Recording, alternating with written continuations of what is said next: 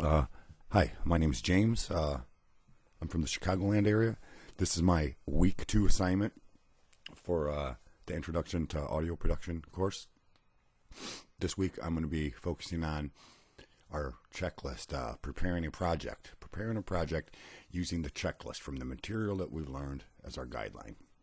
Well, just first off, to save just a little bit of time, I've actually already created the projects just so it wouldn't just save time constraints in this video. But commonly you would create new project. It'll come up, you'll name it, which I have done. It's named it as Zebra. Just save a moment or two. Okay, now another thing, we name this project, it's important naming everything, projects, even right down to tracks, because the file path that it takes and to its parent folders and is very important if you might want to retrieve that stuff later. Well, first off, we're going to dive right into our project. Now, it's going to be preferences or options. I use Sonar X2, as you can see.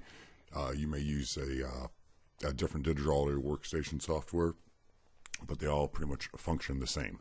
In the preferences section, a couple important things that we want to go over, as Loudon discussed in the video lesson of preparing a project. At this time, we'll notice that my default setting for my new projects, I've obviously previously already set it to 48,000 hertz. Then from there, in this same preferences window, you can see my audio driver bit depth is set to a bit depth of 24. I got a pretty fast buffer size, another third-party piece of hardware controlling it also, so buffer size set around 128, adjust accordingly, but this may fluctuate from user to user and project to project with whatever audio hardware and software specifically that you're using.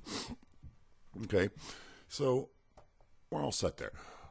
Another good thing to do before we jump in, you set your grid, or as mine, your smart grid or your snap view, whatever you'd like to call it, so you're working in, say, 16. It's all right. Yeah, there we go.